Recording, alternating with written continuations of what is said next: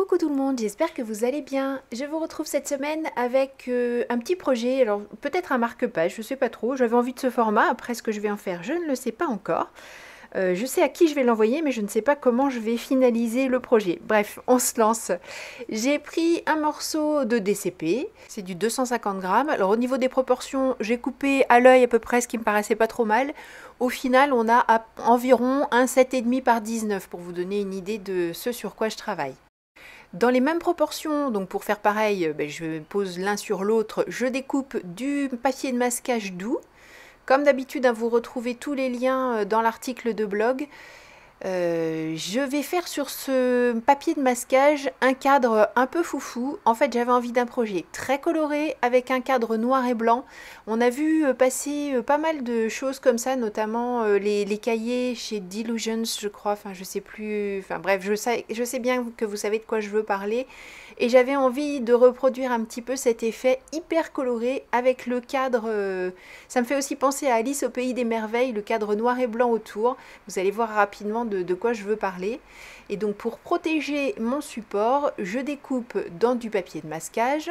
Je vais garder l'intérieur, mais pour l'instant, ce qui m'intéresse, c'est l'extérieur. Donc je détache avec précaution le papier de protection à l'arrière et je place mon cadre sur le rectangle. Pour m'éviter des soucis de déformation, je n'enlève la protection de l'arrière que petit à petit. Comme ça me permet de bien placer mon cadre sans que ça se colle par accident. Bon, en même temps, c'est de l'adhésif doux, donc ça aurait été facile à défaire. Mais au moins, comme ça, je suis sûre de ne pas avoir de soucis. Et il me reste une toute petite ligne en bas, donc j'ai dû quand même le déformer un petit peu. J'ajoute une rustine et je peux commencer à travailler avec mes encres Distress. Pour une fois, j'ai pas sorti les Distress Oxide parce que je me dis que c'est pas gentil pour mes Distress classiques de pas m'en servir. Donc je pars avec les classiques. Et avant aussi, j'enlève le petit morceau enfin les petites traces de crayon de papier qui restent parce que je voudrais pas que le graphite vienne avec mes encres et que ça contamine ce que je vais faire au niveau des aplats maintenant. Comme je vous disais, je m'en sers vraiment pas souvent de mes Distress Ink. J'avoue que depuis que les Oxide existent, j'ai un peu laissé tomber les inks. C'est dommage, vraiment c'est dommage, parce qu'elles ont des très jolies couleurs, un peu différentes, et puis il n'y a pas cet effet craie du fini. Et là, vraiment, j'avais envie de quelque chose de super peps. Alors je suis partie avec les Distress classiques, mais comme vous l'avez vu, j'ai eu des petits soucis avec mes mousses, parce qu'elles sont en place, ces mousses, depuis le début. En fait, au fur et à mesure où j'ai acheté mes Distress Ink, j'ai racheté des mousses pour en avoir une par couleur. Le problème, c'est qu'au bout d'un moment, ça travaille tout ça. Alors même si elles ont l'air bien, en fait, elles sont toutes mangées à force par l'encre et ça fait des petits boudins. Voilà, ça disparaît complètement. Donc j'ai mis des mousses neuves, mais au bout d'une dizaine d'années, ça me paraît quand même correct pour ce qui est de la longévité de la chose. Donc je n'en veux à personne. Par contre, au niveau du travail des transitions, eh bien c'est là que je m'aperçois que c'était quand même plus facile avec les Distress Oxide. Mais on va réapprendre à travailler avec les classiques, il n'y a pas de problème. Il faut que je me les réapproprie. Mais au niveau du rendu peps, c'est exactement ce que je voulais. J'ai l'impression que je connais quand même mieux, même si j'utilise peu, les finis de mes Distress classiques. Ça m'est bien resté en tête. Et c'est exactement ce que je voulais obtenir avec mon jaune, mon rose et mon orange. J'ajoute aussi de la brillance avec ma petite poudre Pixie. C'est toujours le coloris White Pearl, mais bon, comme d'habitude, je vous mettrai normalement les liens sur le blog. N'hésitez pas à me dire quand j'oublie des liens, ça m'arrive. Et j'ai mis donc la petite poudre, un peu d'eau, et regardez cette finition brillante, j'aime beaucoup, beaucoup. Oui, je vais tout répéter deux fois. Tout répéter deux fois. J'ai enlevé la rustine en bas, mais avant d'enlever le cadre, je vais mettre l'intérieur pour protéger ce qui a déjà été fait et ne redécouvrir du coup que le cadre qui est resté blanc.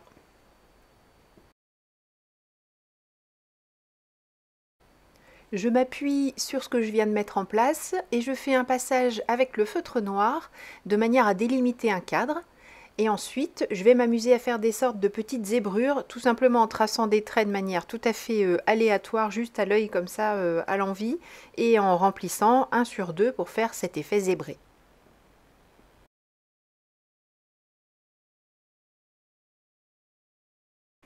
Et une fois qu'on a fait tout ça, un des petits bonheurs de scrappeur, de scrappeuse, mais je parle au masculin aussi parce que nous ne sommes pas que des filles sur cette chaîne, on a le bonheur d'accueillir des garçons avec nous.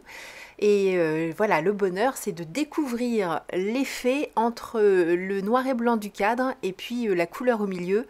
Je suis super contente, c'est exactement ce que je voulais. Donc voilà, je me satisfais de peu, mais c'est pas grave, c'est mon petit kiff à moi, donc j'espère que vous partagez ce genre de petits bonheurs simples. Il restait des petites parties blanches, comme quoi j'avais pas bien mis le petit cache au milieu.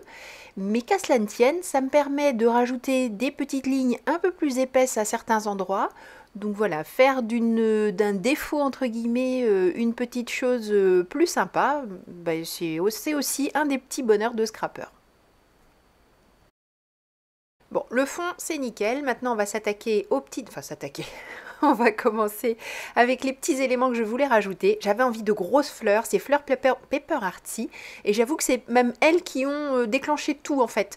Quand je suis passée devant le placard où je range tout, enfin, c'est une sorte de grande étagère que vous avez déjà vue dans la vidéo visite, j'ai la chance de pouvoir apercevoir ce que j'ai dans mes petites boîtes et j'ai vu ce tampon Paper Artsy avec ces grosses fleurs. Je me suis dit mais c'est ça que je veux utiliser, donc fleurs, Paper Artsy, bonheur, couleur, voilà. Ça a démarré comme ça et je me suis dit je vais faire des grosses fleurs pleines de couleurs, mais je vais ajouter un petit personnage et j'ai choisi le petit peintre Shoe and Flower, un des petits modèles, et je trouvais que ça cadrait plutôt pas mal avec le reste. Bon, c'était l'envie du jour. Je vais utiliser mes feutres à alcool, c'est pour ça que j'ai utilisé la Memento, et je vais me faire plaisir à faire des petits fondus, à faire en sorte que ça reste très coloré. Comme d'habitude, je reste dans la gamme de couleurs que j'ai choisie pour le départ, si ce n'est ce vert et ce jaune qui vont beaucoup habiller les petites fleurs et qui vont réveiller un petit peu, enfin contraster avec les couleurs du fond que je réutilise dans les fleurs. Mais je voulais pas que ce soit trop ton sur ton, donc il fallait quand même des petites couleurs qui réveillent un peu tout ça. Bon, rien de très nouveau sous le soleil, hein. Je fais mes fondus le plus simplement du monde en repassant avec le feutre le plus clair sur la transition avec le feutre le plus foncé, blablabla. Bref, vous m'avez déjà vu faire ça 100 fois. Je vais juste revenir sur une petite chose parce que peut-être qu'il y en a parmi vous qui ne m'ont pas encore vu faire ça dans d'anciennes vidéos. Quand j'utilise deux couleurs qui sont très éloignées l'une de l'autre, comme ici ce orange et ce jaune, qui naturellement ne se fondent pas du tout. Elles sont pas faites pour travailler ensemble, on voit bien, hein, j'ai beau insister sur la transition, il n'y a rien qui se passe. Qu'à cela ne tienne, je ne vais quand même pas m'avouer vaincue aussi facilement. Je gribouille le orange, donc la plus foncée, sur ma plaque de verre, et je prélève avec la plus claire, la jaune, et c'est ça qui va me permettre de faire la transition. Je n'abîme pas du tout mon feutre jaune, je vous rassure, il suffit de griffonner, 3 secondes après, il est redevenu jaune tout à fait comme avant, et ça permet de faire donc des transitions, bien que ces deux feutres n'étaient pas du tout faits pour travailler ensemble. Bien sûr, je n'ai pas oublié comme d'habitude, après avoir découpé tous mes éléments, de refaire un petit passage au feutre tout autour pour cacher les vilaines tranches blanches, parce que franchement, c'est pas joli. J'ai fait pareil pour mon petit bonhomme Shoe and Flower, et maintenant je vais coller tout sur le fond. Enfin, disons que c'était ce que je m'apprêtais à faire. Je me suis dit, c'est quand même dommage de rester à ce niveau-là sur l'arrière. Oui, ça brille un peu, mais d'un coup, j'ai eu envie de touches dorées. Bon, j'ai quand même collé le petit bonhomme en mettant le bas directement sur le papier et puis en mettant des épaisseurs de découpe que j'ai récupérées dans ma poubelle à papier. Et là, j'allais coller la fleur et je me suis dit non, non, on va rajouter quelque chose et on va rajouter des petits gilding flakes. Pour ça, j'utilise une colle alors ça s'appelle la two-way glue. C'est une colle, quand on l'utilise tout de suite, quand on met deux papiers l'un contre l'autre avec la colle, c'est une colle tout à fait classique. Mais quand on la laisse sécher, c'est une colle repositionnable. Et c'est parfait pour mettre les gilding flakes, enfin tout ce qui est foil et compagnie, ça marche très très bien. Donc j'ai laissé sécher et une fois sec, je mets mes petits morceaux de feuilles d'or qui restent collés là où il y a de la colle. Alors ça avait peut-être pas suffisamment bien séché, vous savez, je suis un petit peu impatiente. Et puis j'avais d'autres choses prévues, donc je voulais vous finir cette vidéo que je n'ai attaquée que si vous me regardez samedi hier. Donc aujourd'hui où je filme, nous sommes vendredi 3 mai. Donc voilà, je me suis prise un petit peu pas de bonheur. Et il y a des endroits où en frottant, c'est pas le doré qui est resté, c'est la colle qui est partie. Bon, c'est pas très grave, il y a quand même pas mal de petits dorés sur le fond. Je me suis mise sur une petite feuille pour pouvoir récupérer tous les petits morceaux. Alors soit si c'est trop petit, on peut les jeter, soit on peut les remettre dans la petite boîte pour s'en servir plus tard. Et pour finir vraiment d'enlever sans abîmer mes petits points de colle, j'utilise mon petit pinceau, celui qui m'a servi à faire tout à l'heure les petits points avec la poudre Pixie. Et voilà. Voilà, j'étais partie dans une grande tirade et je ne savais pas où j'allais atterrir. Donc juste pour vous dire que non seulement ça brille avec la poudre Pixie, mais en plus maintenant on a des petites taches dorées. Et ça, c'est très chouette. Je peux dorénavant coller mes petites fleurs. Je vais les faire dépasser un petit peu. Alors soit on peut les laisser dépasser, aucun problème. C'est pas parce qu'il y a un cadre qu'on est obligé de rester figé dans ce cadre. Hein. Think out of the box. Et donc moi je vais les recouper, mais je vais me servir des petits bouts que j'ai découpés pour en rajouter un petit peu partout. Je trouvais qu'il manquait quand même une fleur, donc je l'ai remise en couleur sans vous filmer. Il n'y a rien de vraiment très intéressant dans le fait de mettre ces fleurs en couleur, ni de très compliqué.